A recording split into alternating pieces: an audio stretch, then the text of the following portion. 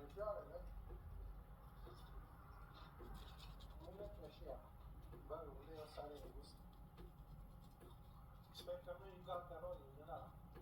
Știți că erau pe TikTok, că merg în canal și îl iau de acolo, îl filtrează și îl pun iară pe raftă.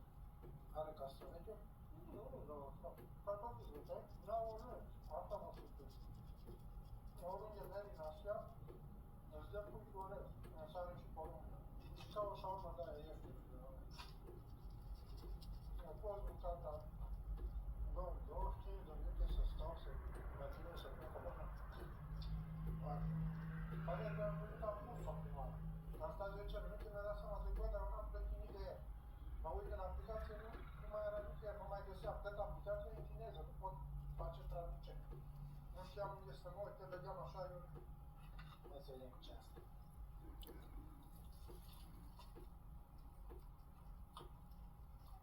Bă, trebuie cu durian. Are gust de durian sau ceva foarte asemenea. Pe ansamblu meniul e ok, dar îl comand super greu, extraordinar de greu. No, bine, am asta e chiar serios. Explosion detection, nu știu ce. Am ajuns la aeroport mereu către Chengdu. M-am pus aici la un restaurant, mi-am luat fried rice, una dintre puținele mâncăruri din China pe care le pot băga și mi se par ok, și așteptam. Am ajuns ăsta, ceaiul, orezul, arată bine, îl bag și mereu măi cu bif, cu vită. Mama mea, no, bun, hai să băgăm. Bă, ce biboli să ăștia, deci, ăsta e zborul meu, dar are, deci nu înțeleg cum e și cu Ming Airlines, că e și nu știu ce e ăsta, eu zbor cu ăsta, cu Shenzhen. Și în loc să pună orașul, ei pun numele aeroportului, Tianfu. Eu mă uitam la Chengdu, e TV659, cum e TV659, frate? De zborul meu e ZH, îți biboli, asta e altul, ne? Ce e asta, tată? Du-te și culcă-te, ne? Secea. No, zburăm imediat, Shenzhen Airlines. Au venit și mâncare, nu știam că intrau ăștia mâncare. No, deci, orez cu vită cu mea, salchina, spită, nu știu ce e ăsta, șervețel, bețe și... Bă, care e ok, dar e surprinzător de picantă, nu așteptam. A fost picat, nu-ți dau lacrimile. No, gata, am ajuns, mă duc la taxi sau metro. Băi, stați că nu găsesc scara A, acolo e B, în spate e C, dar mai încolo nu există A. Doamne, eram băgat aici după tăchicelea. Bă, și răcide, numai nu găsesc parasinul niciunde, dar ajută ușor de ce. Să vedem primul contact. Bă, dar ce frig îi! Ăștia-s bifori, mă, mi-au lăsat jamurile deschise. Ce, nu mai am becuri, am uitat apartamentul? Bă, frate, aici-s 5 grade. Doamne, uite să cred. Bă, dar nu-l pot închide. Doamne, cu jamul, cu tărmă. Ăștia zici că-s chiar bibol, mă, cu prostiile lor, cu tămii.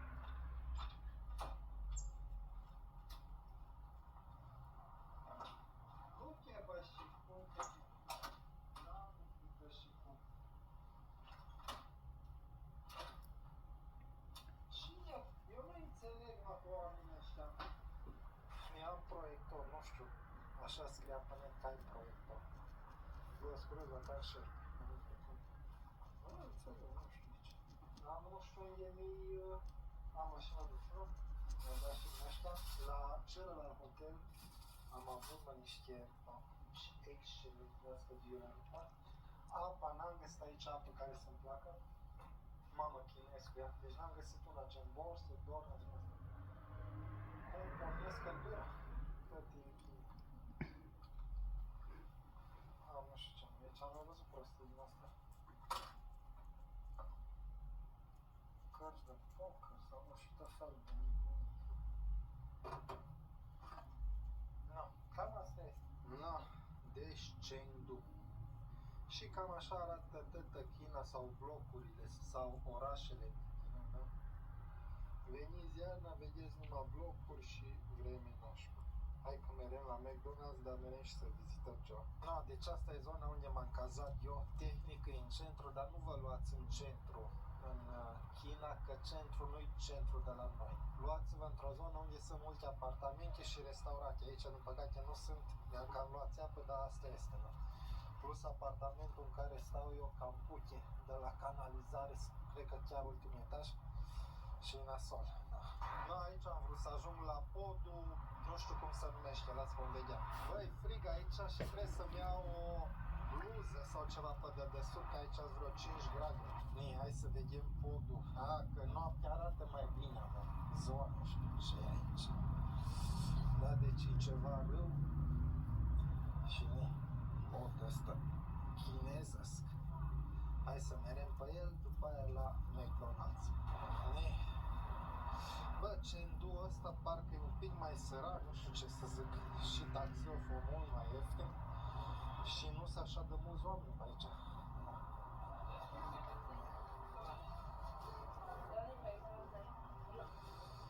Frumos aici. Da, unul nu știu cât de interesant. În poze părea mult mai interesant. E acolo plin de restaurante. Mă duce în Chongqing de aici. Că e aproape, la vreo 2 ore. Da, păi cam asta e tot. De-al încolo. Hai că merem la Mecca. Nie, asta am observat aici multe toalete publice și arată destul de bine.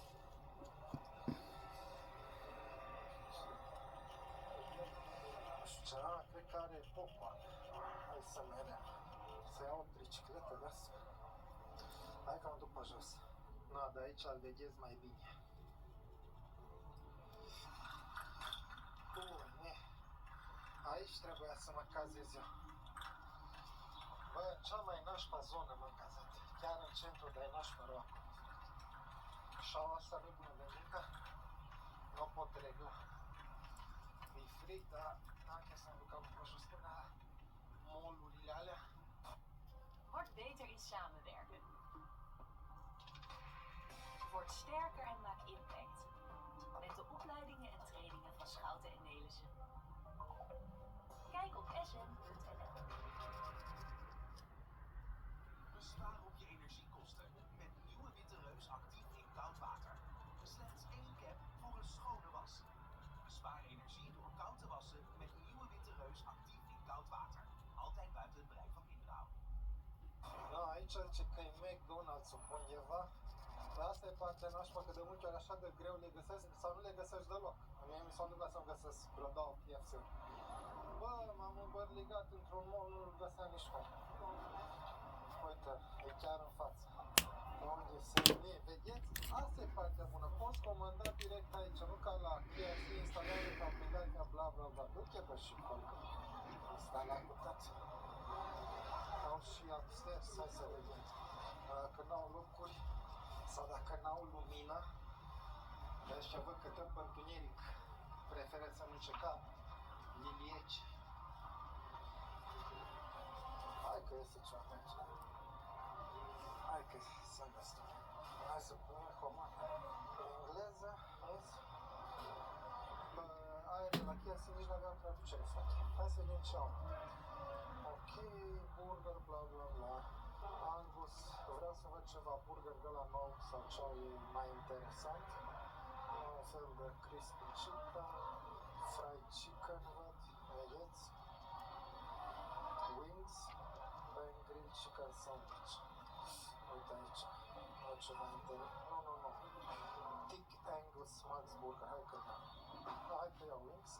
Cola, peach lemon black tea, hai că iau de ăsta. 78, bă, dar nu e ieftin, frate. Că deci toate astea 4 mile, da. Ok, da. Hai să vedem desert. Așa, Red Bean, asta cred că au venit și noi. Taro Pie, asta au ăia de la KFC. Sunday, n-au altceva. Da, bine, mai am un cheeseburger și vedem. Da, hai că așteptăm.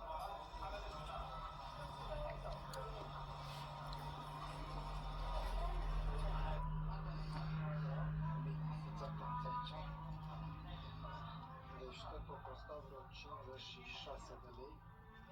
Burgerul ăsta a fost cel mai scump.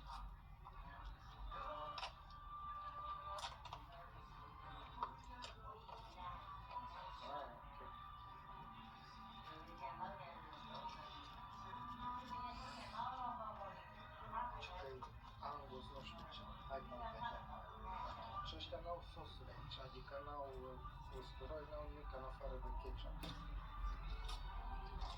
Să vedem mai stil asta. Mai ghearbă. Floarele.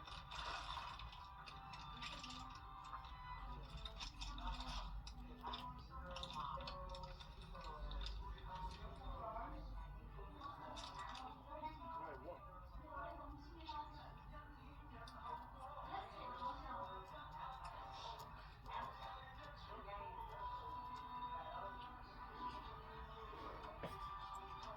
Un pic dulci.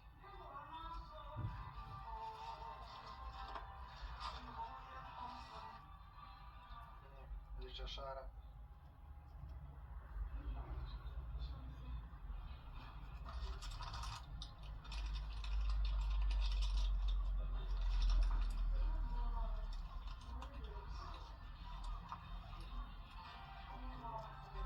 Asta are multă brânză.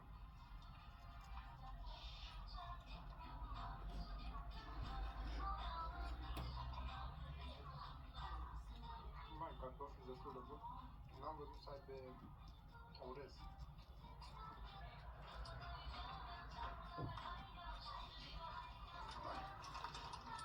Asta are multă brânză de aici.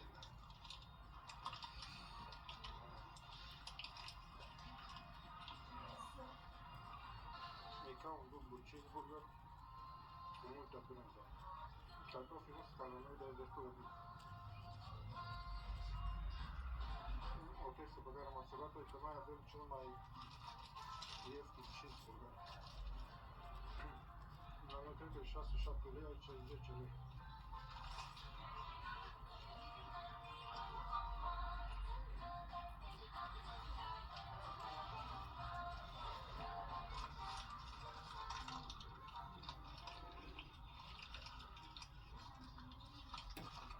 Nu, asta chiar îmi place.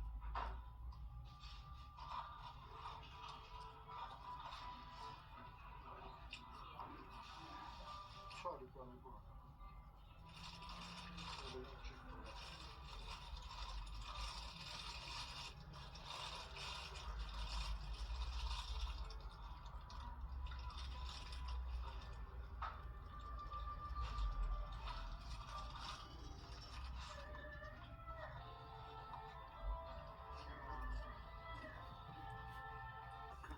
Mai reușesc să ăla chiar îmi place, cu multă brânză. Aripioarele e destul de bune. Asta e bunul, dar un pic chiflă, parcă e așa mai amăruie. Cartofii sunt ok, ketchup-ul e ok. Asta iar e chiar destul de ok. Ai mai mere și mai de sare să mânc și ne vedem mai încolo. Ui, bă, fiți atenți. Mi-am luat chimeșă. Mereu să mâncăm în seara. No, îs la un fel de mall pe aici, dar caut McDonald's-ul, dar nu prea îl văd. Nici gata, l-am găsit. Ui, bă, sincer, nu am niciun chef de McDonald's, adică mi-le hamite și am văzut că ăștia aici au fried rice. Nu mă puteam gândi decât la fried rice și n-am mai putut comanda. Hai că mă duc să mănânc fried rice. No, fiți atenți aici.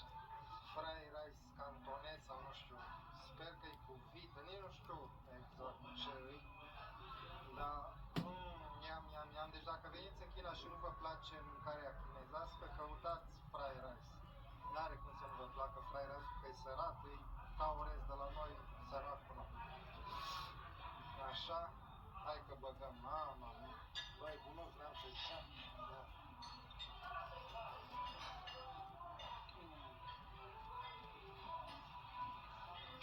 Mama mea. Are numai porumbul ăla. Mie nu prea îmi place porumbul ca nicăieri, dar rest carnea nu-i dulce, deci e ce trebuie. E sărat, mama mea.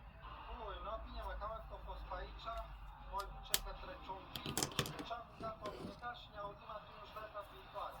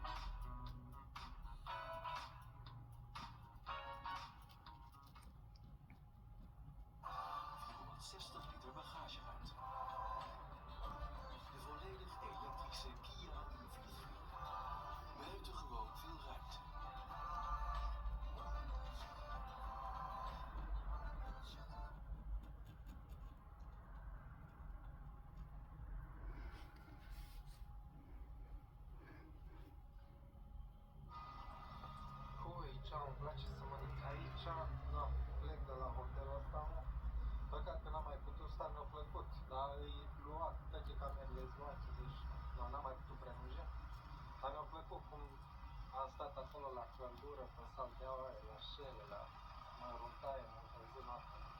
Hai că mă duc. Da, mi-am luat un alt hotel într-o altă parte, am de mers până acolo, mă duce probabil cu metrou. Ești numai de 2 zile aici, dar nu știu de ce mi se pare complicat să mânc. Deci, pe bune. Da, deci restaurantele de aici își căsca jeepney-urile alea filipine, pe care nu le-am folosit și tot vreau să mă duc pe ele. Nu știu, nu mi se pare la îndemână, frate, nu știu ce. Parcă-s reticent să mă duc în restaurantele astea mici. Altă chestie, am citit că aici în Coreea, ci că vor să implementeze 80 de ore lucrate pe săptămână. Deci, dar la modul serios, deci nu așa. Noi lucrăm 40 de ore pe săptămână. Aici 80 de ore, dublu. Deci, în loc de 8 ore, 16 ore pe zi. E dezastru. Deci, tot timpul aici în Asia, frate, se lucrează în ultim hal. Nu contează că e Coreea, Filipine sau alte țări. Deci, și că e un mall pe undeva pe aici. Sper să găsesc bubul dudu sau din alea. Boba Cat și Brown Bear și pe chiar. Ar fi fain. Opa, uite, restaurant. Am ora 12, deci la 12 este ăștia. Că am mai văzut că la costum ieșeau să mănânce, mereau câte 50 persoane. Da, și văd că am uitați-vă, scrinia asta. Deci la 12 nu-i de venit la restaurant, că mâncă ăștia. La bun. Bun de știut. Mai mâncat după ora 1 de ce. Uite, vedeți cum ies de la muncă, tăți. V-am zis, e ora 12. Corporativi de ăștia din Seul. Gangnam și din alea. Mama mea. Stați că undeva ce zicea că e mall-ul. Stai că nu-mi dau seama, mai în față. Nu-i mall, mă, dar așa zicea pe Google Maps. E intrarea asta la, nu știu, la metro sau la ce. Și că aici, hai să vedem. Zice că aici ar fi magazine multe. Cum este acolo în București. Nu știu dacă mai este, cred că mi-au tremulat, dar erau. Da, uite, uite, uite. Aici. Uite. 10.000, 35 de lei. Păi cam asta e că mi s-a întâmplat ceva ce nu mi s-a întâmplat în viața mea. Am făcut rezervare la 2 hoteluri pe aceleași date. Uitați-vă, mă gândeam, zic, mă, de unde a apărut Namsan hotelul ăsta, că nu țineam minte. De pe 9 pe 11 și mi-am făcut pagoda tot de pe 9 pe 11. Noroc că s-a fost mai ieftin. Deci așa ceva nu mi s-a întâmplat în viața mea. Știu că ieri te mă uitam la hotelul, te mă uitam și nu știu, cred că am uitat că mi-am făcut rezervare la primul și apoi seara mi-am făcut la celălalt. Mi s-au înclus vreo 80 de dolari, că nu cred că îmi fac ea cancel. Hai că mă uit să văd dacă pot cancela sau să primesc o parte din bani. Păi, nu, i-am dat cancel la hotelul ăla mai scump. Ăla m-a lăsat să fac cancel și îmi dădea mai mult de jumătate din sumă înapoi. Mi-au luat 55 de dolari. Băi, dar nu-mi dau seama ce am făcut. Știu că la prima nu merea CVV-ul prima oară, după aia cred că am reușit să o bucuiesc și după aia am uitat. Și după aia am mers pe Agoda și am luat celălalt hotel. Și am mai mere la hotelul ăla de pe Agoda, ăla care e mai ieftin la ăla, dacă îl dădeam cancel îmi lua toți banii, adică nu-mi dădea nimic înapoi. Da? Dar ăla e și mai departe, ăsta ăla era chiar încet, dar era scump.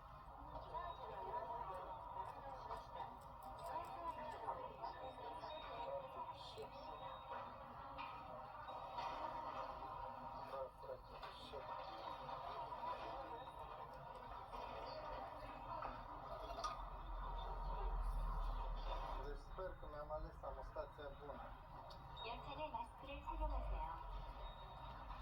Ciudat. Ăștia n-au pornit pe văzut, am observat că nu pot trece peste faptul că mi-am luat cazare la 2 hoteluri în aceeași zi. Nu știu ce a fost în capul meu. Știu că ieri eram destul de stresat că nu prea găseam hoteluri relativ ieftine. Deci trebuie să iau linia 4. Dar cum o să aici, frate? Lungă e cum asta. Hai că vine, mă, dar lungă e asta. Deci uitați-vă cât de lungă e stația.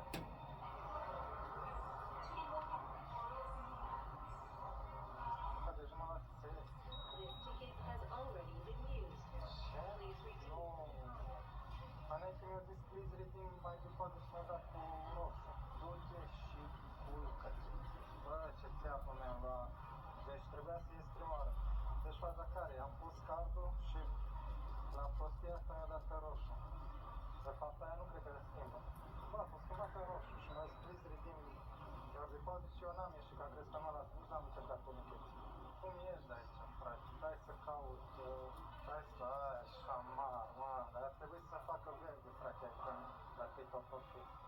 Oare nu sunt alea fără cornet? Hai că mă duc la ăștia să le zic că nu funcționează. Sper să mă ajutăm. Să nu fie bigoni. Ce mă enervează prostiile alea, mă. This ticket has already been used. Exact așa am de asta roșie. Nu înțeleg și ăla, please redeem your deposit, frate. Dar nu-i nimeni aici, nu-i nimeni.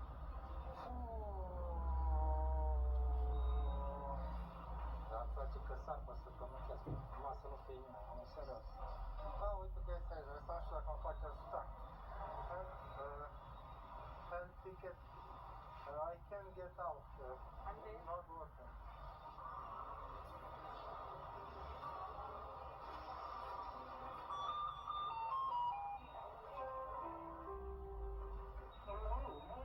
Thank you very much. Hai că de treabă, m-au ajutat. Deci, da, dacă mereți cu tichetul și îl puneți acolo, apare săgeata roșie în loc de aia verde și vă zice redeem, nu știu ce, your ticket sau prostin alea, trebuie să ieșiți, sper. Sau poate nu trebuia să la timp când am intrat, acolo nu existau turnicheți. Nu știu, chiar nu știu. Deci fiți atenți, iar îți pare aici pe la metro așa să zice că iar e shopping center. I-am frate, nu-i shopping center, sunt canale de metro. Înseamnă că în București, nu știu, Piața Unirii sau unde sunt alea, e shopping center, metro, Piața Unirii. Înțelegi? Nu-i shopping center, sunt canale. M-am enervat, deci două într-o zi, și hotelul și că nu am putut ieși pe ăsta. Dar tot nu-ți lămurit, adică tot nu-ți lămurit cu ieșirea asta. Ok, hai că m-am enervat, mă duc înapoi că vreau să văd cum ies. Alții vreau să văd dacă se schimbă triunghiul ăla din roșu sau din albastru în verde când ieși sau rămâne tot timpul roșu. Fiți atenți, deci ăștia stornicheți de intrare, uite-mă, se face roșu. Deci, vedeți, nu-mi vine să cred. Deci nu se face verde. Deci uitați-vă, e albastru. Și când intri în loc să se facă verde, cum pur și simplu s-au făcut tot timpul, uitați-vă, se face roșu. Aici mi-am luat țeapa. Mama mea! Deci am așteptat să se facă verde. Deci frate, ce a făcut proiectul ăsta? Project managerul, testerii, designerii și clientul ar trebui concediați toți. Adică n-ar trebui să mai lucreze pe un proiect de turnichet la metro în viață, deci... Mama mia! Mă bine, hai că mă duc către hotel. Am ieșit.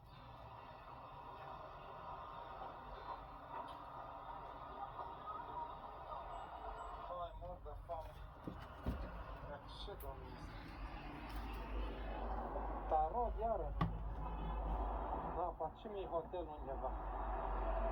Mi-e loteria asta era și în Vietnam. Dar n-am niciun chef de fast food, dar Kebab Way, acolo m-aș cam duce. Mă să găsesc să mânce.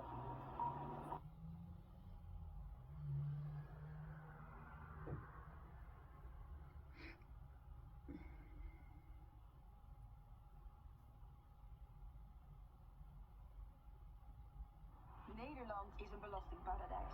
Maar wie zijn nou die mensen die geen belasting betalen? Je werkt met die mensen. Lekker allemaal.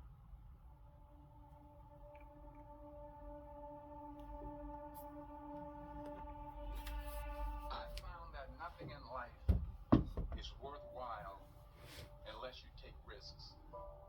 Nothing. Nelson Mandela said, there is no passion to be found playing small and settling for a life that's less than the one you're capable of living. Now, I'm sure in your experiences in school and applying to college and picking your major and deciding what you want to do with life, I'm sure people have told you to make sure you have something to fall back on. Make sure you got something to fall back on, honey. But I never understood that concept, having something to fall back on. If I'm going to fall, I don't want to fall back on anything. I want to fall forward. I figure at least this way I'll see what I'm going to get. Without consistency, you'll never finish. So do what you feel passionate about. Take chances. Don't be afraid to fail. There's an old IQ test was 9 dots, and you had to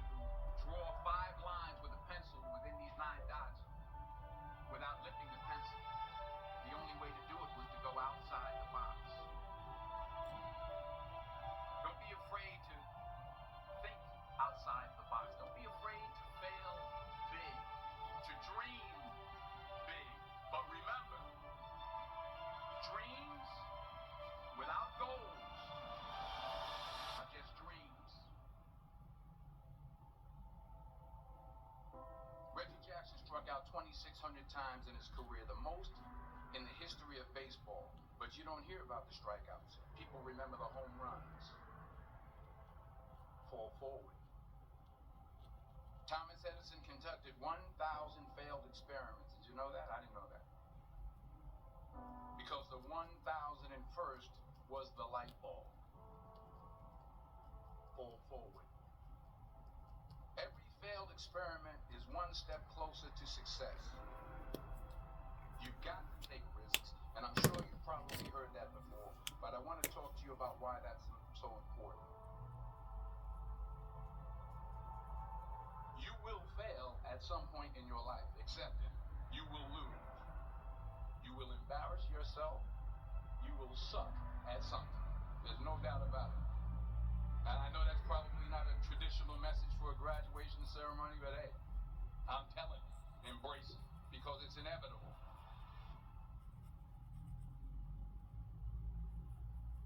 In the acting business, you fail all the time. Early on in my career, I auditioned for a part in a Broadway musical.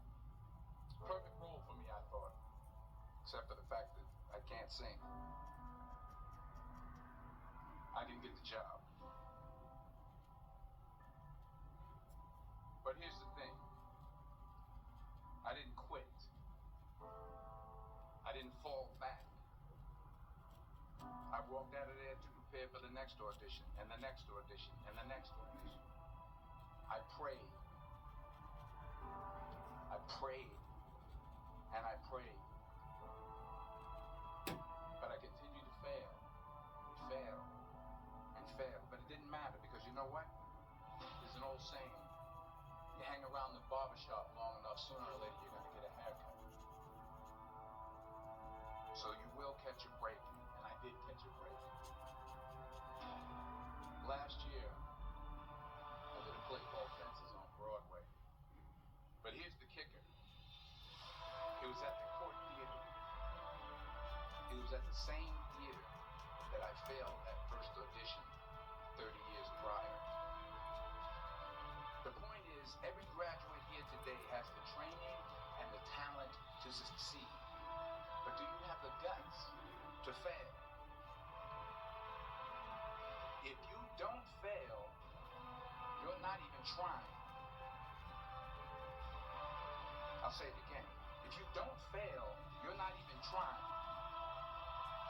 To get something you never had, you have to do something you never did. So imagine you're on your deathbed, and standing around your deathbed are the ghosts representing your unfulfilled potential. The ghost of the ideas you never acted on. The ghost of the talents you didn't use. And they're standing around your bed, angry, disappointed, and upset. They say, we came to you because you could have brought us to life, they say. And now we have to go to the grave together. So I ask you today, how many ghosts are going to be around your bed when your time comes?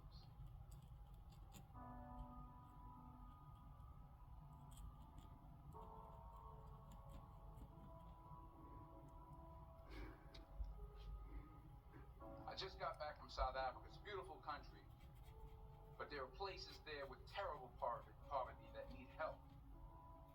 And Africa is just the tip of the iceberg. The Middle East needs your help. Japan needs your help. Alabama needs your help. Tennessee needs your help. Louisiana needs your help. Philadelphia needs your help. The world needs a lot, and we need it from you. We really do. We need it from you young people. I mean, I'm not speaking for the rest of us up here, but I know I'm getting a little grayer. We need it from you, the young people. Because remember this. You got to get out there. You got to give it everything you got, whether it's your time, your talent, your prayers, or your treasures. What are you going to do with what you have? I'm not talking about how much you have. Some of you are business majors. Some of you are theologians, nurses, sociologists. Some of you have money. Some of you have patience. Some of you have kindness. Some of you have love. Some of you have the gift of long suffering. Whatever it is, whatever your gift is, what are you going to do with what you have? All right, now here's my last point about failure. Sometimes it's the best way to figure out where you're going. Your life will never be a straight path. I began at Fordham University as a pre-med student. I took a course called cardiac morphogenesis. I couldn't read it, I couldn't say it, I sure couldn't pass it. So then I decided to go into pre-law, then journalism. And with no academic focus, my grades took off in their own direction. I was a 1.8 GPA, and the university very politely suggested that it might be better to take some time off. I was 20 years old, I was at my lowest point. And then one day, and I remember the exact day, March 27th, 1975, I was helping my mother in her beauty shop. My mother owned a beauty shop up in Mount Vernon. And there was this older woman who was considered one of the elders in the town. And I didn't know her personally, but I was looking in the mirror, and every time I looked at the mirror, I could see her behind me. She was staring at me. She just kept looking at me. Every time I looked at her, she kept giving me these strange looks. So she finally took the dryer off her head and she said something I'll never forget. She said, "Young boy, I have a prophecy, a spiritual prophecy." She said, "You are going to travel the world and speak to millions of people." And in the years that followed, just as that woman prophesied, I have traveled the world and I have spoken to millions of people through my movements. Millions up till this day couldn't see me. Up till this day, I couldn't see while I was talking, and they couldn't see me. They could only see the movie. They couldn't see the real me. But I see you today, and I'm encouraged by what I see, and I'm strengthened by what I see. Because taking risk is not just about going for a job. It's also about knowing what you know and what you don't know. It's about being open to people and to ideas. To the chances you take, the people you meet, the people you love, the faith that you have, that's what's going to define you. Never be discouraged. Never hold back. Give everything you got. And when you fall throughout life, remember this: fall forward.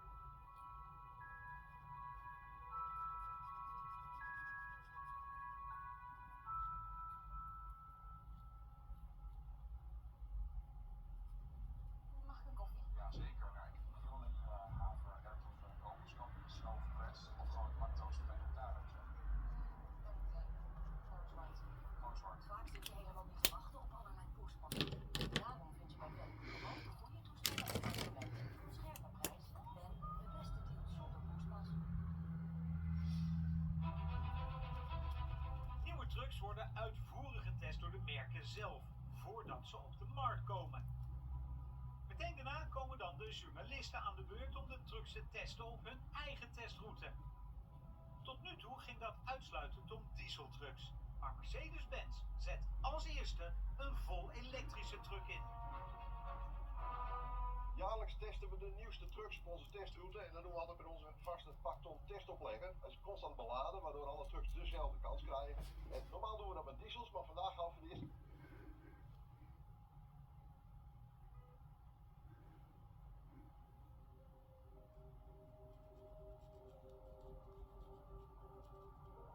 You have to lose your fear of failure. Failure is part of the process. People who never fail never try. You have to fail. You got to get it wrong to get it right.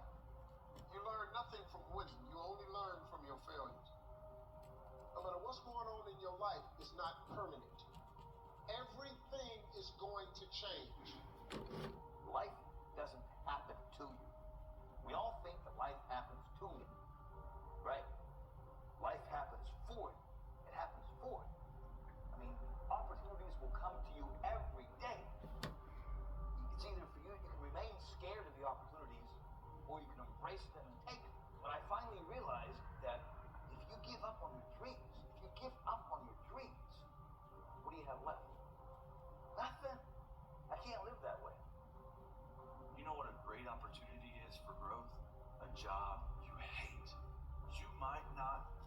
enjoy your job. Do you know that's why they pay you? They pay you to be there because they know you don't like it. That's the exchange. That's what's going on there. And it doesn't matter if you don't like it. Be awesome at it. Get up and do what you're supposed to do. That's it. That's discipline. It's not motivation. If you only did what you were supposed to do when you were motivated to do it, that's leaving it to chance. But if you're disciplined, you go do what you're supposed to do. That's the way it works. You can think about it, you can wish for it, you can hope for it, you can think all about it all as long as you want. But unless you get out every single motherfucking day and put in the work, inch by motherfucking inch, you will never get there. Get back to fucking work. It's time to get back to work. Stop hearing yourself talk. Get off the podcast. Don't be on social media too much. Cut out all the fucking noise. Get back to the mental lab. Because that's where the knowledge came from.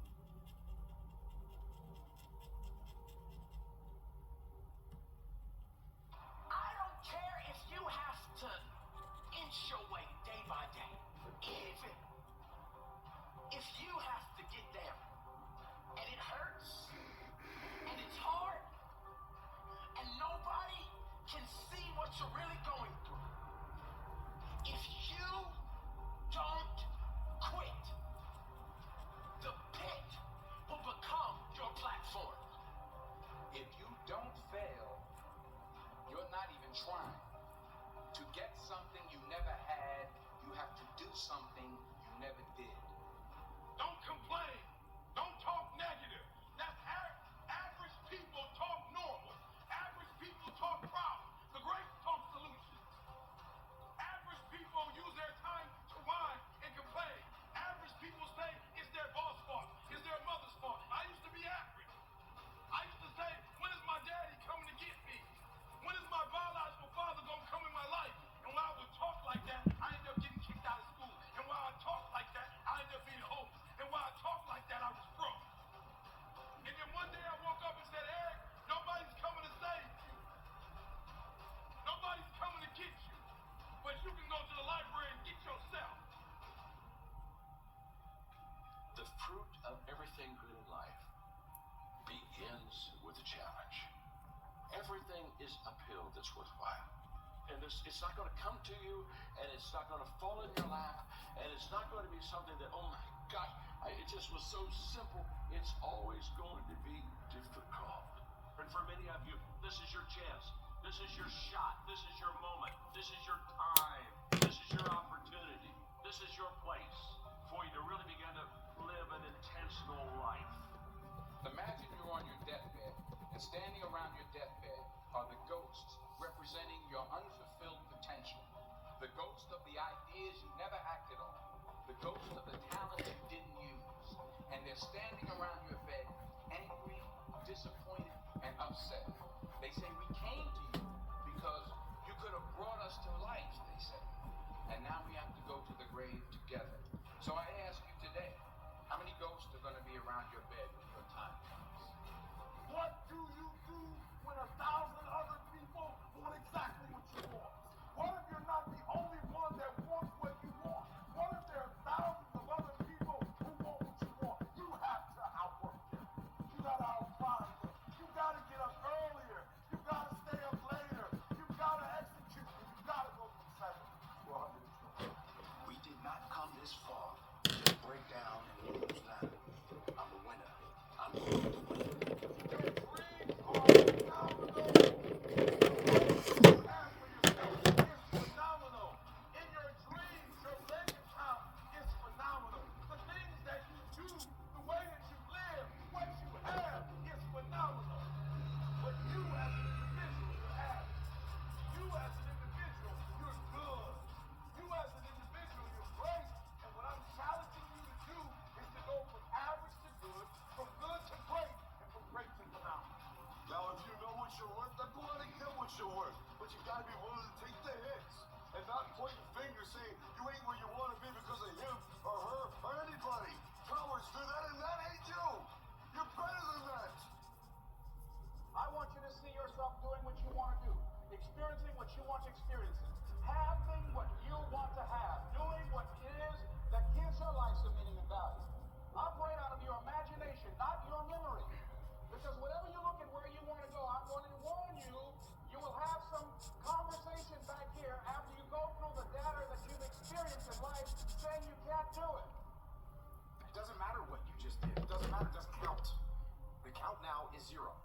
That's what happens when you wake up in the morning. It doesn't matter what you did yesterday. It doesn't matter how far you ran yesterday. It doesn't matter the workout you did yesterday. It doesn't matter you got on the jiu-jitsu mats yesterday. It doesn't matter you got a promotion yesterday. You wake up today, the count is 0. And that means it's go time. I will never quit. Because if you quit, you're done. You may still be alive walking around on this earth. You're done. I will never quit. I will persevere and I will thrive on adversity. My team expects me to be physically harder and mentally stronger than our opponents. I hold myself to that standard. I will be physically harder and mentally stronger than anything that comes against me, my family, my business, my brothers, my sisters, my team. I will be the one that is physically harder and mentally stronger, and I will work to maintain that position. You won't beat me.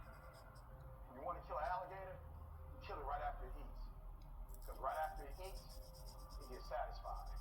It goes to a state like it's almost paralyzed. Some of y'all in this room, when you paralyzed, you had a little success, you done what nobody else in your family has done, and now you chill. Come on, you ain't hungry no more. I know that it can be very, very frustrating to try and become disciplined. And I apologize that I haven't talked about the fact of what to do if you come from an undisciplined family or you have undisciplined parents. And that is because you don't get discipline from your parents. You don't get discipline from your parents, from your grandparents, from your older brothers and sisters. You don't get discipline from an external source. You have to get it from you. Holding the line, maintaining the standard, giving no slack, none. That's the discipline. That's the discipline, and it is hard. And if there's one thing I would say that does make it easier, it's to envision what it feels like when you're done. When you're done, you feel good. Contrary to that, envision what it will feel like later when you let the discipline slack.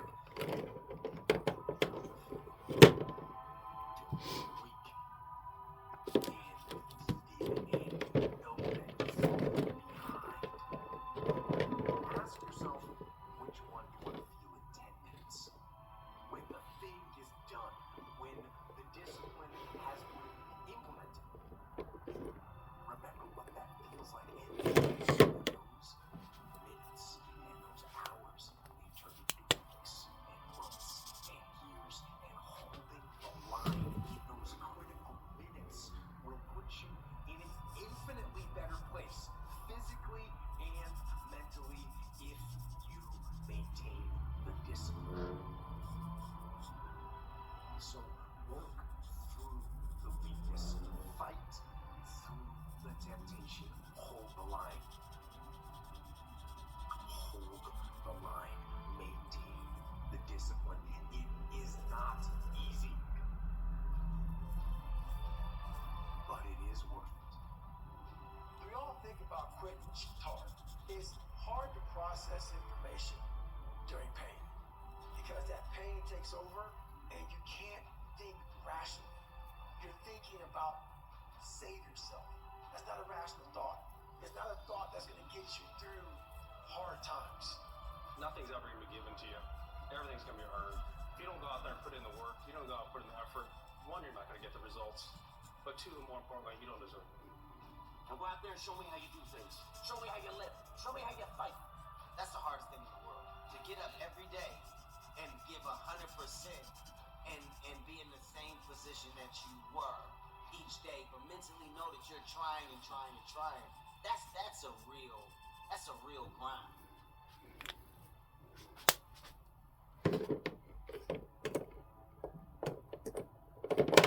Wil jij weer naar de gezondheid deze winter? Doe een wijngezondheidscheck op Ethos.nl. Mooi van Ethos. Kies net als 300.000 andere ondernemers voor het meest complete bankpakket. Knap, de bank voor ZZP'ers.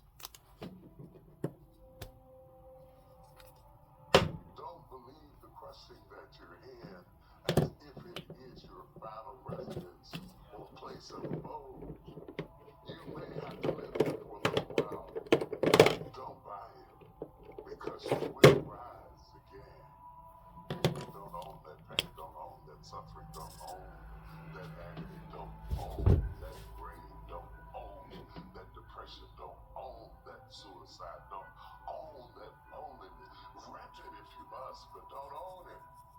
And it doesn't matter how you get knocked down in life, because that's going to happen. All that matters is that you got to get up. It's going to be a dog fight. I would love to tell you that on the road to success, everything is going to work out. It's not.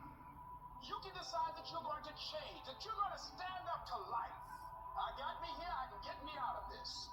And I'm getting out. When the alarm clock goes off in the morning, get up. Don't wait. Don't hesitate. When the alarm clock goes off in the morning, get up.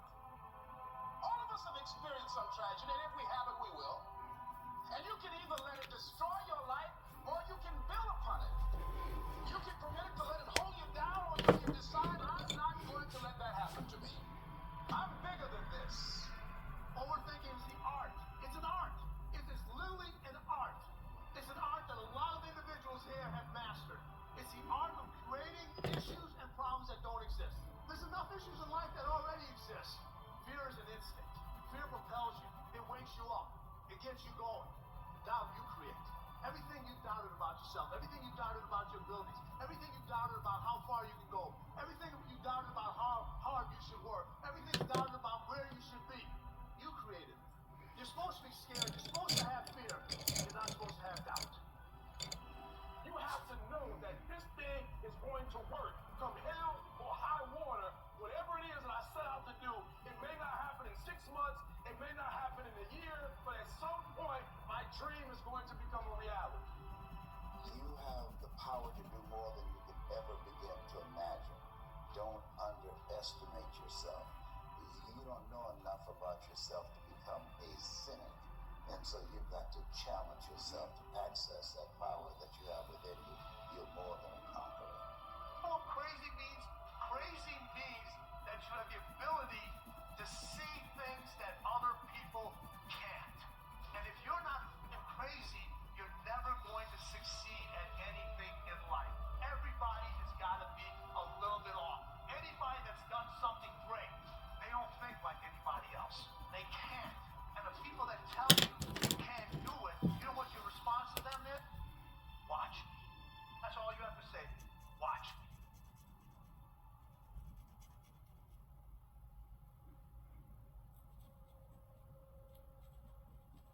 The boredom of normalcy and the numbness of mediocrity stiffens your passions. What that meant was, I was so sick of myself. I was so bored in my life, man. I was so tired. I was just tired. It was all my fault. I was mediocre because I wasn't doing the things to be exceptional. You ever say to yourself, man, there's got to be more to my life than this? If you've ever said that, that's because it is. And you got to get after that, man. You got to go and get at that. If you don't do it, life becomes real normal, real mediocre to you. Now, there's nothing wrong with being normal, but if normal is getting on your nerves, then you got to change something. Being mediocre was driving me crazy. And it started when I was homeless, man. It just pushed me. Because I was sick of being poor. I'm going to just be honest with you. Poverty, I was sick of it. I was up to here. I had had enough. And homeless is a whole nother level of poverty. Not having a bathroom, a bedroom, a back door, a TV, a phone. You know, I was homeless in the 80s, man. It wasn't even no cell phones then. So I ain't got no phone, I ain't got no backyard. I ain't trying to be preaching or nothing, but that pushed me towards my faith. It's so easy to be great nowadays, my friend. Most people are weak. Most people don't want to go that extra mile. Most people don't want to find that extra because it sucks. It's miserable. It's lonely. You talked about that you were kind of, lonely by yourself. I was the same way. And that used to hurt me growing up. That's the only place to be. Life is a war. And there are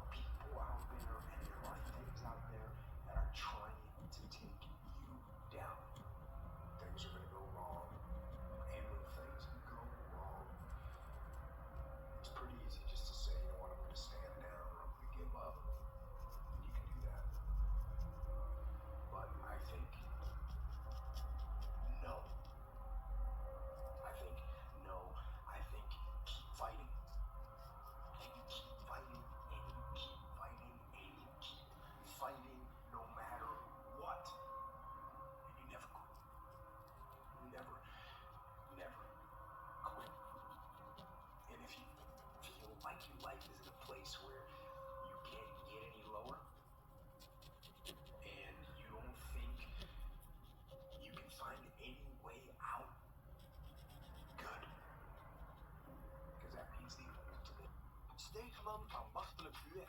Lekker bij de borrel. Stegeman, daar hou ik van.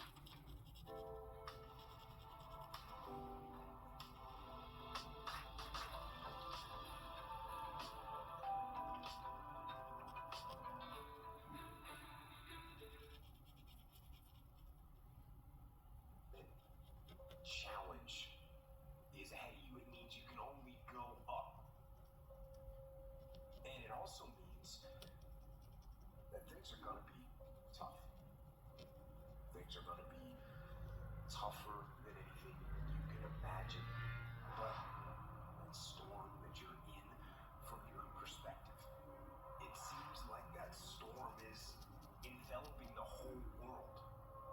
But I'm telling you, it is not. The storm that you're in, it is hard to see out of that storm. It's hard to see past it. It seems like the storm is everything. But the storm is not everything. But right now, you're being tried. You're being forged.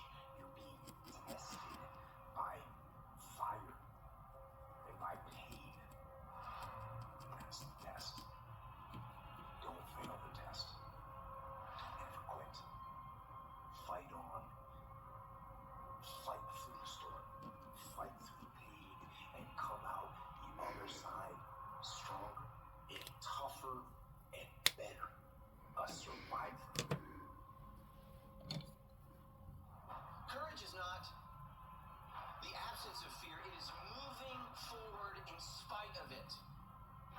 I have to have the courage. And let me tell you something, most Americans don't have this kind of courage. I have to have the courage to stop making excuses. I can't, I'm too old, I'm too young, I'm too fat, I'm too thin. I can't, right? I can't. I hear this all the time, all the reasons that you can't do something. Don't tell me you can't. Don't give me excuses. What's the reason you've given yourself why you can't be successful and you can't be better? Let me tell you something I've learned. It's way easier to blame someone else than to get honest with yourself. Anytime you start something new, anytime you set out on a new path, anytime you move out of your comfort zone, you're going to go through what is basically, if you could imagine, a bell curve of frustration. All right? Things are going to get, you're going to be excited, you're going to be pumped, you're going to have the momentum to carry you through the first 2 or 3 or 4 days. Maybe it's a week, maybe it's 3 weeks. It's different for everybody. But the point is that when you get excited about something, we have natural energy that pushes us through. But what happens when that energy fades?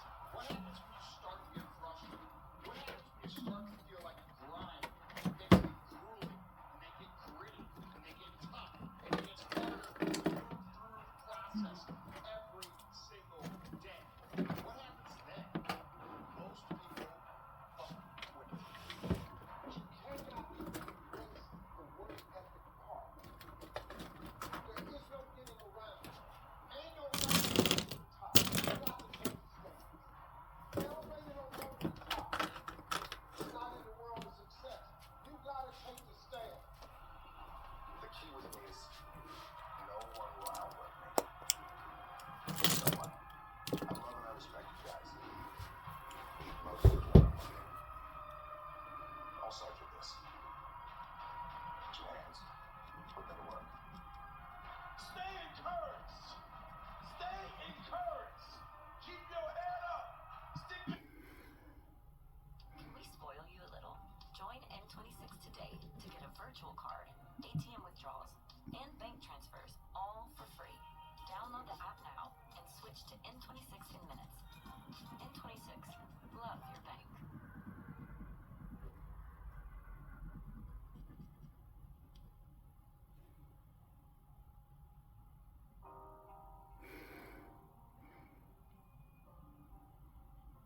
Been hosting guests on these adventures of a lifetime for more than 25 years.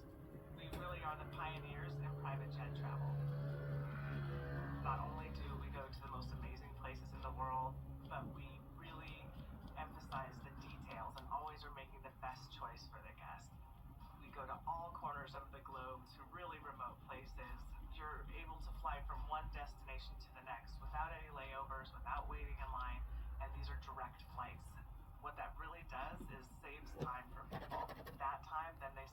version of the destinations that they're visiting, which is really what they're looking for in travel. As a company, we put a lot of emphasis on comfort and convenience and how to make things special for our guests. We have an executive chef that travels with us on the aircraft, so he's really curating the meals that we have throughout the trip. Traveling with TCS, you really get the best of both worlds. You get the benefit of traveling with the group and the special access to things that gives you. You also get small group or personal private experiences along the way. Part of the experience, we want people. Positive thinking isn't just a fleeting emotion or an abstract idea. It's a powerful force that shapes the way we view the world, the way we interact with challenges, and most importantly, the way we move toward our goals. Imagine waking up every day with a mind that sees opportunities where others see obstacles. That's the essence of positive thinking. It's the ability to align your thoughts, emotions, and actions in a way that drives you forward, even in the face of adversity. But how do we cultivate this mindset? How do we ensure our thoughts empower us rather than hold us back? That's where the teachings of Buddhism offer profound guidance. Buddhism isn't just a religion. It's a philosophy of life rooted in principles that have stood the test of time. These teachings provide practical, timeless techniques to transform the way we think and ultimately how we achieve our goals. In this video, we'll explore 7 powerful Buddhist techniques designed to unlock the full potential of positive thinking. These aren't abstract concepts, they're actionable steps you can take today to rewire your mind, eliminate negativity, and focus on what truly matters. Whether you're aiming for personal growth, professional success, or inner peace, these techniques can serve as a guiding light. So, let's embark on this transformative journey together. Lesson 1. Shift your perspective. Does life throw challenges at us? You set your goals, you make your plans, and then things start to fall apart, and suddenly it's something else altogether. What if I were to tell you these are not roadblocks? What if they aren't stepping stones, but stepping stones? In Buddhism, there's a powerful teaching that says, it's not your suffering who is your enemy, it's a teacher. Well, think about that for a second. Our very struggles could actually be the ones that make us stronger, wiser, and more equipped to handle the randomness of that life. All comes down to your perspective of your situation. When a problem occurs, the automatic response is to think, why is this happening to me? Suppose you changed your thought to that. Rather than considering the problem as an issue, try to ask yourself, what is this trying to teach me? This mindset shift will change everything. All of a sudden, it's not a problem, it's an opportunity for growth. Suppose you are climbing a mountain. Both every rock, every steep incline, and every storm you must endure on your way up are tests. They could be seen as causes to give up, or they could be seen as what makes the climb worthwhile. The benefits of the challenge are that without them, you wouldn't have had the triumph at the top. The way of life that Buddhism teaches us is that life works this way. Mindful reframing is a way that you can train yourself to start shifting your perspective. When something goes wrong, pause for a moment, take a deep breath. Consciously look for the silver lining then. Very few people fail at everything, and I have failed at something. Instead of wandering into a black hole of negative thoughts, ask yourself, what did I learn from, and how can I improve? So many challenges had to be faced by Buddha himself. He gave up his royal life and lived years of hardship and shunned moments of extreme doubt. Each of those experiences, however, taught him something invaluable, eventually leading to enlightenment. His journey wasn't easy, but of what he gleaned from that journey, it was meaningful. As you begin to view challenges as opportunities, you begin to become a resilient individual. You relax your hold on fear of failure and open yourself to growth. The best part, it's contagious, and here's why. After you've started to think this way, you'll find positivity will come pouring into every aspect of your life. You won't fall anymore. They'll build you. So the next time life throws a curveball at you, remember, it's completely up to you how you choose to view it. Or you can let it destroy you, or let it change you. When you change perspective, you'll be surprised how the world changes with you. Lesson 2. The practice of mindful speech. Have you ever reflected on the words you speak every day? Not only what you say out loud, but also what you whisper to yourself in your mind. We don't realize just how powerful words are. They bring into image how we envision ourselves in the way we have chosen to express ourselves, how the process goes in order to achieve goals, and how other people will perceive us. In Buddhism, there's a principle of right speech that advises us to use our words consciously, kindly, and with intention. That is not just about being polite or not using harsh language. It's deeper than that. What right speech is about is recognizing how remarkable the power of words is in our mind and around us. Think about it. When you tell yourself, I can't do this, or I'm not good enough, you're sowing seeds of doubt into your mind every single time. Whatever seeds you plant will grow just like a garden. Now let's flip that around. What if you could talk to yourself, encouraging yourself on the way, instead of, this is too hard, you say, I'll figure it out. You're not smart enough, instead of, I'm not smart enough, I can learn. Did you know that Amazon has a $50 million fund that they have to pay out every month? And here's how you can get a cut of it. My name is Charlotte Nicholson, and we help everyday people grow their income with this one simple method. And we're pretty darn good at it. Our company, Publishing.com, was named the 19th fastest growing company in America. And the only reason we're so successful is because of the success that we've created for others. And I'll tell you why our method works so much better than anything else you might have tried. It's because starting a business is not the best way for regular people to make more money. And that's what everyone gets wrong. Starting and running a business is hard. It's expensive, it takes a long time, and it requires skills and experience that most people don't have. Instead, we help you plug into Amazon and the $500 million a year business they've already built. Now, the way we do it is completely different from anything you've seen before.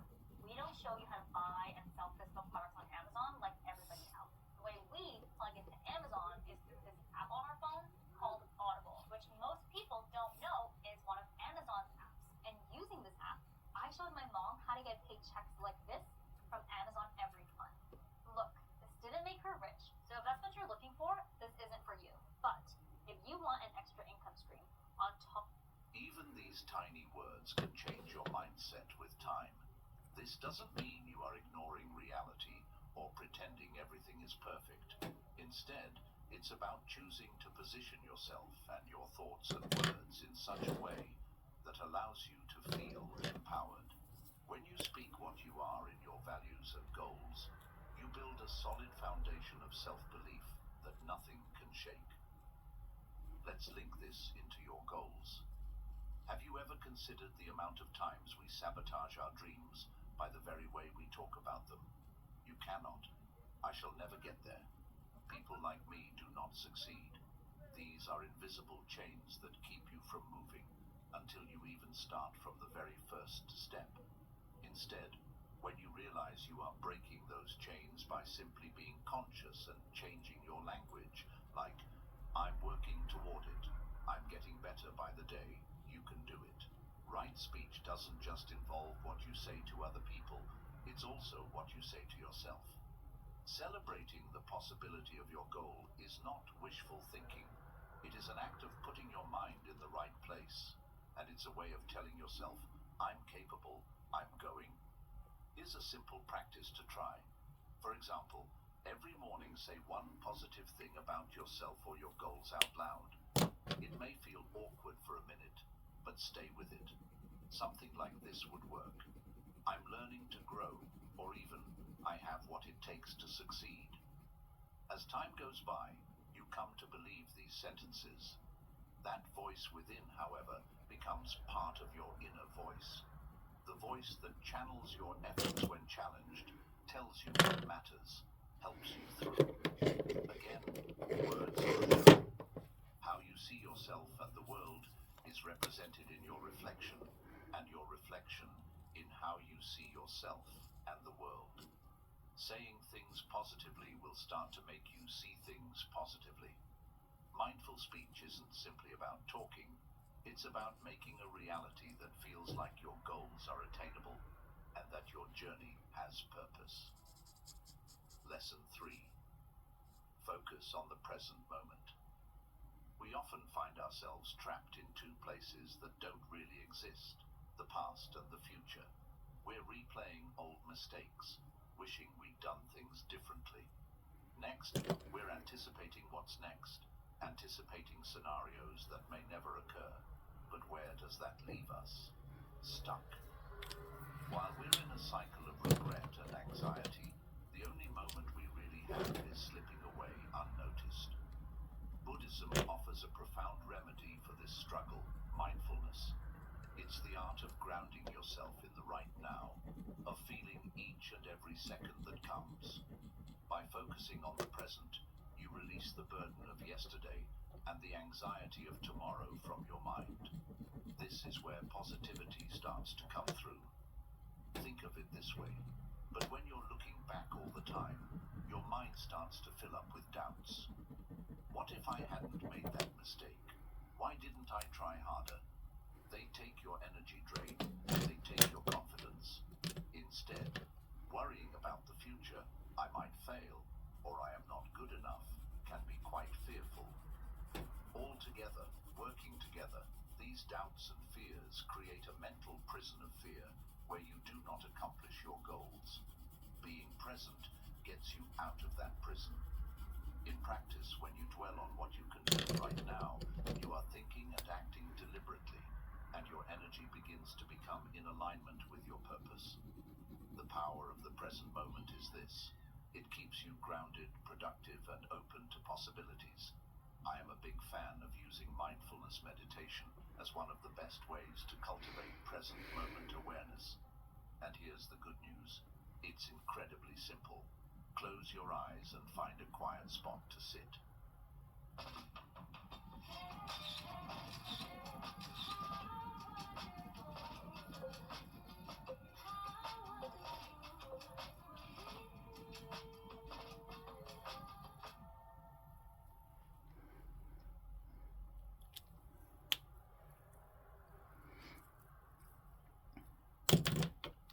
Met Lucid Chart maak je eenvoudig een intelligente diagrammen en breng je je beste idee in leven. Begin bij het begin of gebruik een schabloon.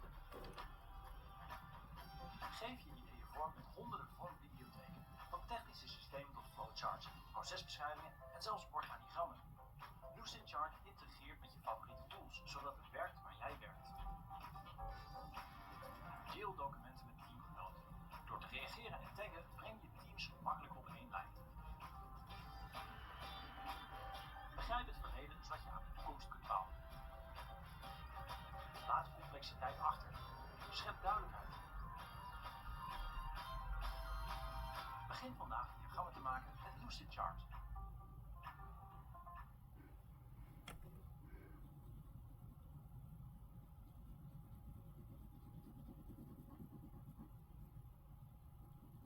Breathe in and feel that sensation of the air going into your lungs.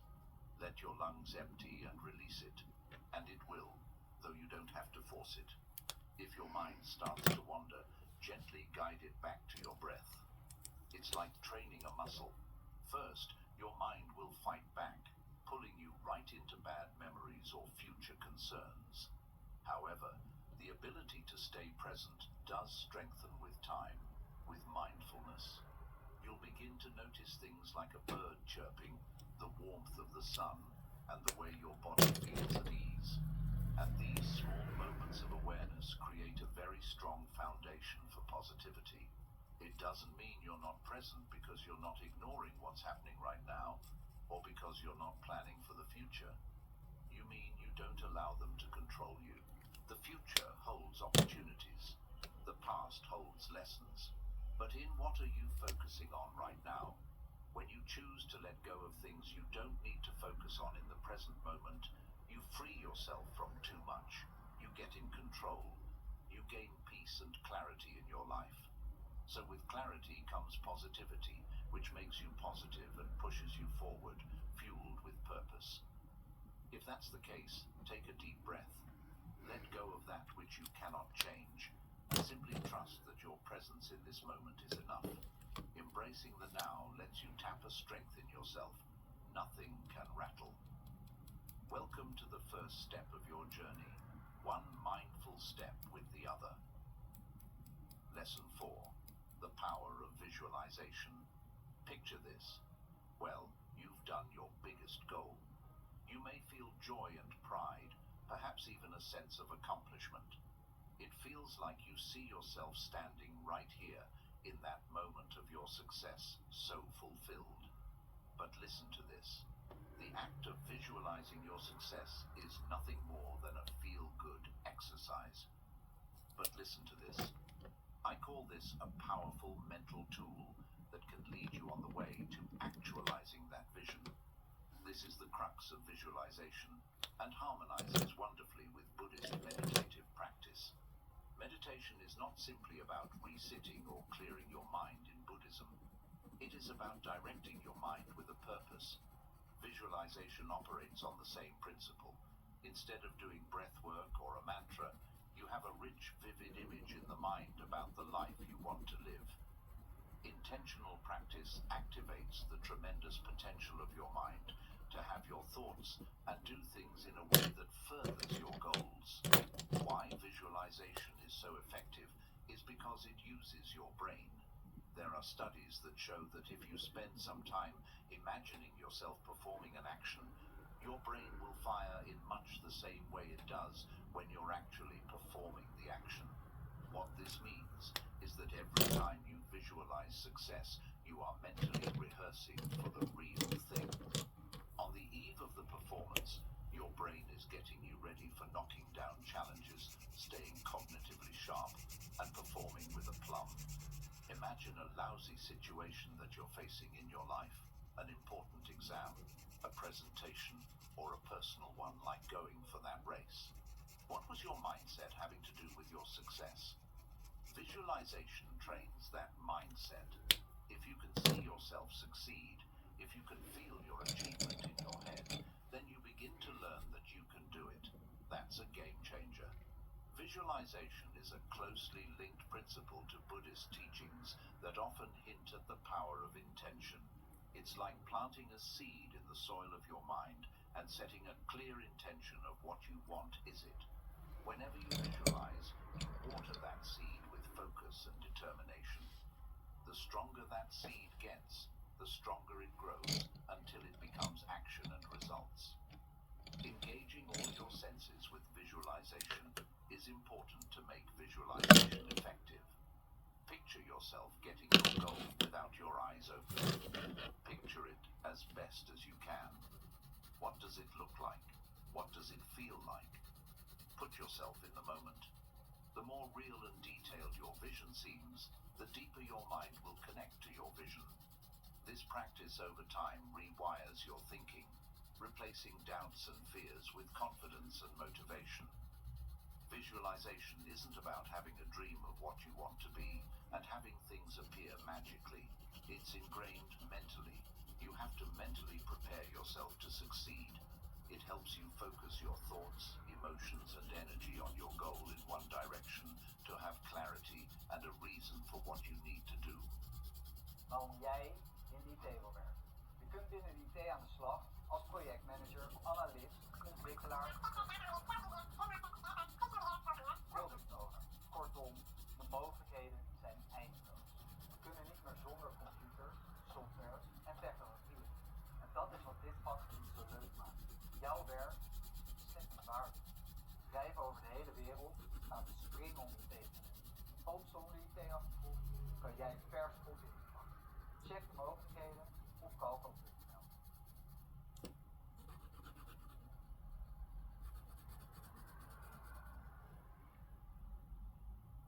Wil jij online vindbaar zijn? Dan heb je de professionele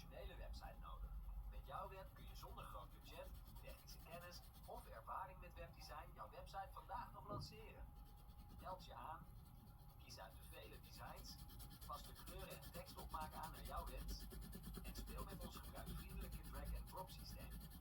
Afbeeldingen, tekst, video's, buttons, alles wat je nodig hebt. Van een professionele website of blog tot een webshop waar jij jouw producten kunt verkopen. Zo ben je als ondernemer in staat om binnen een paar uur jouw droomwebsite te bouwen. En wanneer je helemaal tevreden bent, publiceer je jouw website op jouw eigen domeinnaam. Wij zorgen dat jouw website is geoptimaliseerd voor mobiele apparaten en zoekmachines. En mocht je wat hulp kunnen gebruiken, wij bieden jou volledige ondersteuning op al jouw vragen. Al tienduizenden ondernemers gingen hiervoor. Meld je daarom vandaag nog aan.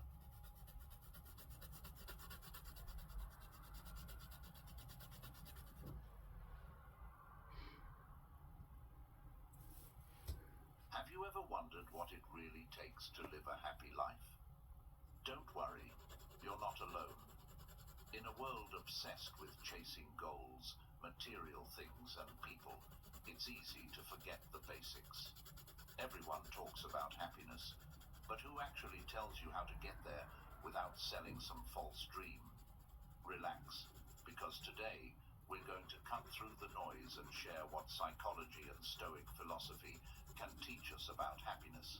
Spoiler alert, it's in the little things we ignore every day. Laugh more, get outside, wake up early, and please turn off your phone once in a while. Stick with us to discover why science and ancient wisdom are still teaching us valuable lessons in the 21st century. But first, let me tell you a story to help frame the wisdom in today's content. There was once a young man named Mark who lived in a quiet valley. Even though he had plenty of material possessions and his life seemed perfect, from the outside, he always felt like something was missing. One day, Mark decided to embark on a journey to discover the true secret to happiness. Along his journey, he met a wise old man who lived in a small cabin on a hill. After talking for hours, the old man shared 3 essential pieces of advice for living a happy life. He said, "To be happy, you don't need more stuff or power. There are 3 simple things you need to practice: gratitude, acceptance, and love." Mark was puzzled, but listened carefully. The old man continued, "Gratitude is the first. If you don't appreciate what you already have, you'll never have enough. Be thankful for every little moment, every breath. Second is acceptance. Life will always have ups and downs. If you learn to accept things as they are, without trying to control everything, you'll find peace in the chaos. And third is love. Love what you do. Love the people around you. And most importantly, love yourself. Only when your heart is full of love can you truly radiate happiness to others and receive it back. As Mark began practicing gratitude, accepting life's changes, and loving more deeply, he realized that his search for happiness was over. It wasn't something he had to find outside, but something to cultivate from within.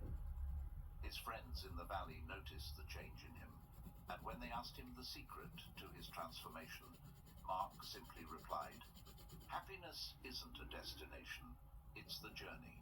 If you live with gratitude, acceptance, and love, you'll discover that happiness has been within you all along."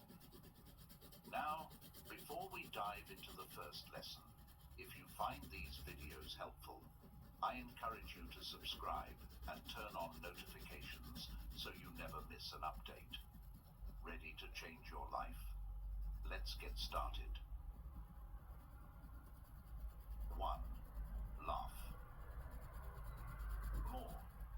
Have you ever noticed how we often make life much more complicated than it needs to be? We treat almost everything with extreme seriousness, as if there's a global competition for who can frown the hardest. We get so caught up in our daily responsibilities, stressors, and struggles that we forget to let go, relax, and laugh. But here's the thing, science and ancient wisdom both agree that laughter isn't just a feel-good action, It's actually an essential tool for maintaining your well-being, both mentally and physically. Let's rewind a bit to the Stoics, the original masters of staying calm under pressure. At first glance, they might not seem like the kind of people who would embrace laughter. After all, their philosophy focuses on discipline, self-control, and maintaining your composure, no matter what life throws your way. But even the Stoics knew the importance of keeping a light heart in the face of adversity. Epictetus, one of the most well-known Stoic philosophers, famously said, "People are not disturbed by things, but by the view they take of them." While this quote may seem like a serious piece of advice about controlling your emotions, it also opens the door to something else. How you choose to react to life's challenges can either weigh you down or set you free. And laughter is one of the best ways to free yourself from the heaviness of stress. Laughter might seem like a small, insignificant act, but it's incredibly powerful. When we laugh, our brains release a cocktail of feel-good chemicals like endorphins and serotonin, which help us cope with pain and elevate our mood. On top of that, laughter actually reduces the amount of cortisol and adrenaline in our system. These two hormones are the ones that surge when we're stressed, putting us in a state of fight or flight. By laughing, we lower their levels, which in turn reduces the physical effects of stress on our bodies. Essentially, laughter is like hitting the reset button on our nervous system. It calms us down, makes us feel more in control, and even helps us sleep better. Imagine life as a roller coaster, full of unexpected twists, sudden drops, and the occasional heart-pounding moment that makes you question everything. When you laugh, it's like fastening the safety harness on that roller coaster ride. It doesn't make the ups and downs disappear, but it helps you feel secure and able to handle whatever comes next. This is exactly what laughter does for our emotions. It acts as a buffer, helping us bounce back from stressful situations with a sense of resilience. Dr. Lee Burke from Loma Linda University conducted extensive research on the effects of laughter on the human body. What he found was pretty amazing. Laughter works like a natural stress reliever. His studies showed that even a few moments of genuine laughter could lower blood pressure, boost the immune system, and reduce the production of stress hormones. In other words, laughter isn't just a quick fix for a bad mood. It's a long-term strategy for protecting your health. But what if you don't feel like laughing? What if the pressures of daily life make it hard to find joy or humor in anything? Here's where the Stoic mindset comes in again.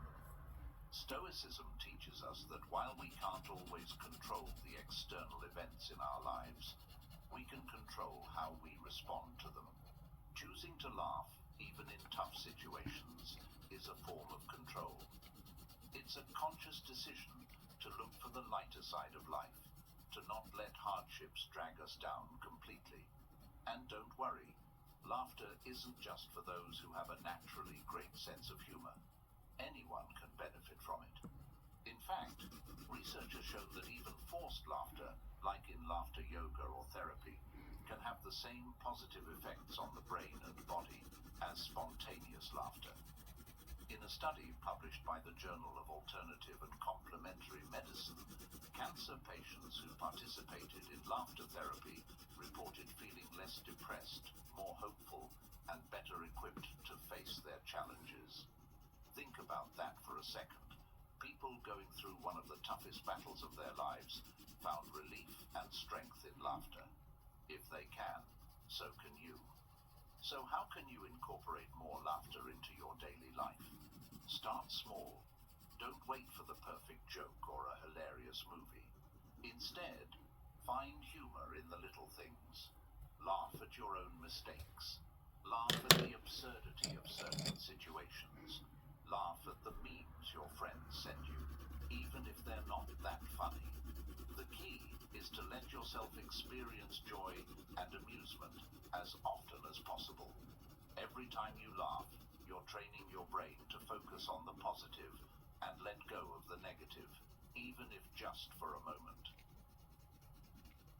Let's put it into perspective. Say you're stuck in traffic, late for an important meeting. You can either sit there, fuming at the cars in front of you, or you can laugh at the ridiculousness of the situation. Maybe turn on a funny podcast or think about something that made you smile earlier in the day. By choosing laughter, you take control of the situation. Sure, it won't get you to your meeting any faster, but it will reduce the stress and frustration that come with feeling helpless. Laughter isn't just a way to pass the time or fill awkward silences. It's a tool, a skill you can develop over time to help you navigate life's inevitable ups and downs. And it doesn't take much. Even just a few minutes a day of genuine laughter can do wonders for your mental and physical health. So the next time life feels a little too heavy, remember that laughter is a choice. It's a tool that's always within your reach, ready to help you lighten your load. And as the ancient saying goes, laughter is the best medicine, even when it feels like the world is giving you nothing to smile about. Don't underestimate the power of a good laugh. It might just be the key to living a happier, healthier, and more balanced life. 2. Get outside and connect with nature.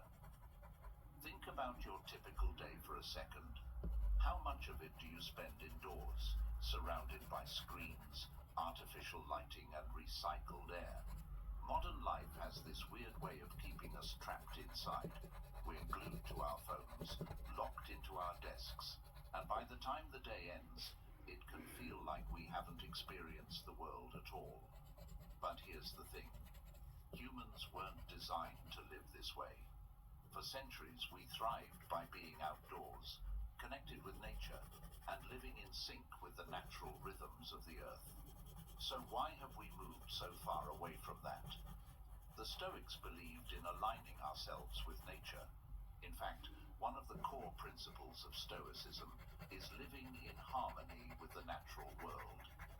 As Marcus Aurelius once wrote, nature does not hurry, yet everything is accomplished. This means that nature has its own pace, its own way of functioning, and when we align ourselves with it, life becomes more peaceful and balanced.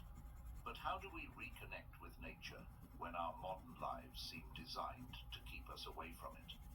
Let's start with the simple act of going outside. It might sound trivial, but spending time in nature, whether that's a park, a beach, or even your own backyard, has profound effects on your mental and physical health. Numerous studies have shown that being outdoors can lower stress levels, improve mood, and even boost creativity. According to a study published in Environmental Health Perspectives, spending just 20 minutes in a natural setting can significantly reduce cortisol levels, the hormone that's responsible for stress. Think about that. 20 minutes of fresh air, sunlight, and greenery can have more impact on your stress than most relaxation techniques. It's no wonder that people who live near parks or forests tend to be healthier and report higher levels of happiness than those who live in more urban environments. Now you might be thinking, I'm too busy to go outside every day, or I live in the city, where can I even find nature? But reconnecting with nature doesn't have to mean going on a week-long camping trip or hiking through a forest, though if you can do that, even better. It can be as simple as taking a walk around your neighborhood, finding a park bench to sit on for a few minutes, or even just opening your windows to let in fresh air and natural light. The goal is to break the monotony of indoor life and give your mind and body a chance to reset. There's a term for this, forest bathing. Originating in Japan, it's the practice of spending time in the forest to improve health and well-being. Studies have shown that forest bathing can lower blood pressure, improve immune function, and increase energy levels.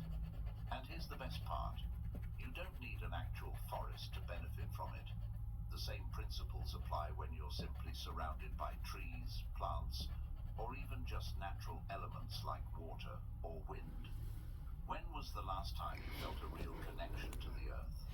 When did you last feel the breeze on your face, hear the rustling of leaves, or smell freshly cut grass?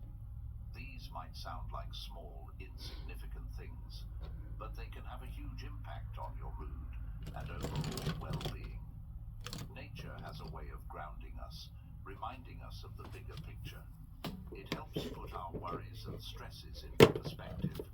After all, how big can your problems seem when you're standing next to a towering tree that's been alive for hundreds of years?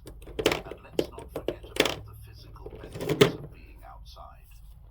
The simple act of walking outdoors, especially in green spaces, has been linked to lower levels of depression, anxiety, and even chronic pain. According to research from Stanford University, walking in nature reduces rumination, the negative, repetitive thoughts that often contribute to mental health issues like depression. By getting outside, you're not just exercising your body, you're also giving your mind a much-needed break from the pressures of everyday life. The Stoics understood that spending time in nature was essential to maintaining balance. They believed that nature was the ultimate teacher, showing us how to live with patience, resilience, and acceptance. When you're outside, you see life happening in real time. The changing seasons, the growth of plants, the flow of rivers. It's all a reminder that everything in life has a natural rhythm, and when we tap into that rhythm, we find peace. So, how can you start connecting with nature today? It doesn't have to be complicated. Start small. Set aside a few minutes each day to step outside, breathe in fresh air, and observe the world around you. If you have a park nearby, make it a point to walk through it regularly. If you live in the city, find a rooftop or a garden where you can escape the hustle and bustle, even if just for a few moments. The key is to make this a habit, something you look forward to every day. And here's the best part. The more time you spend in nature, the more you'll crave it. You'll start noticing things you've never paid attention to before. The way the sunlight filters through the leaves, the sound of birds in the morning, the feeling of grass under your feet. These small moments can bring a sense of calm and joy that's hard to find anywhere else. In conclusion, nature is not just a backdrop to our busy lives, it's a crucial part of our well-being. The Stoics knew this, and modern science confirms it. By reconnecting with the natural world, we can reduce stress, improve our mood, and find balance in an increasingly chaotic world. So the next time you feel overwhelmed, remember, the solution might be as simple as stepping outside and letting nature do its thing. Rimpels? Voorkom met het Q10 serum met dubbele werking. Verminder met de dagcrème SPF 30 en kom op met de rimpelopvuller. Probeer nu en geef jouw skincare een boost met de Nivea Q10 anti-rimpelroutine.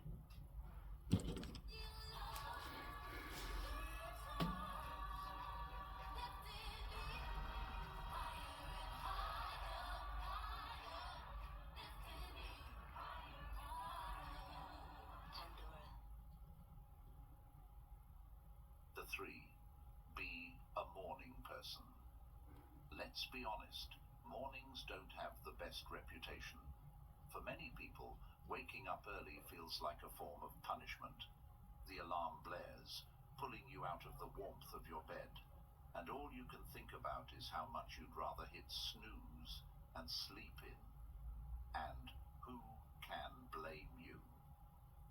Modern life has conditioned us to stay up late, binge watch shows, and squeeze every last bit of relaxation out of the night. But what if I told you that becoming a morning person could be one of the best decisions you make for your happiness, health, and overall sense of well-being? Now, I know what you're thinking. I'm just not a morning person. That's a common belief, but here's the good news. Waking up early is more of a habit than a genetic trait, and once you make the shift, the benefits are undeniable. The Stoics, who placed great emphasis on discipline and self-control, understood the value of starting the day early. Marcus Aurelius himself said, "At dawn, when you have trouble getting out of bed, tell yourself, I have to go to work as a human being. What do I have to complain of if I'm going to do what I was born for, the things I was brought into the world to do?" This Stoic mindset highlights the idea that mornings are not just about waking up to face another day of obligations. They're an opportunity to embrace your purpose. By waking up early, you set the tone for the rest of your day. You take control rather than letting the day control you. Science backs this up. Studies have shown that early risers tend to be more optimistic, more proactive, and less likely to experience stress. A study conducted by researchers at the University of Toronto found that people who wake up earlier report higher levels of positive emotions and overall life satisfaction. They also tend to be healthier, with lower risks of conditions like obesity and depression. In other words, waking up early isn't just a nice idea. It's a proven way to boost your mental and physical health. One of the key reasons why waking up early is so beneficial is that it gives you time. Think about it. When you wake up before the world does, you have those precious quiet moments to yourself. No emails, no phone calls, no rush. Just you and your thoughts. It's the perfect time for reflection, planning, or even just enjoying a cup of coffee while the world outside is still asleep.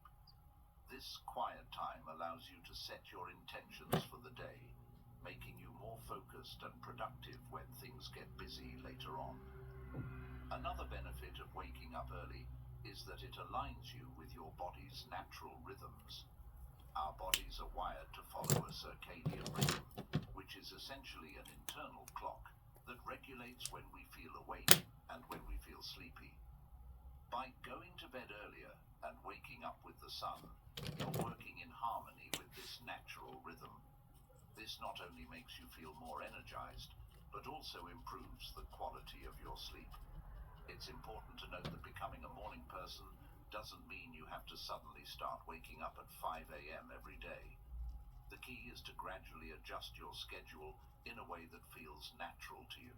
Start by going to bed 15 minutes earlier than usual and waking up 15 minutes earlier in the morning. Over time, you'll find that waking up early becomes a habit, one that you actually look forward to. But what do you do with all that extra time in the morning? This is where you can really start to see the benefits of being an early riser. Use those quiet hours to do things that are important to you, but often get pushed aside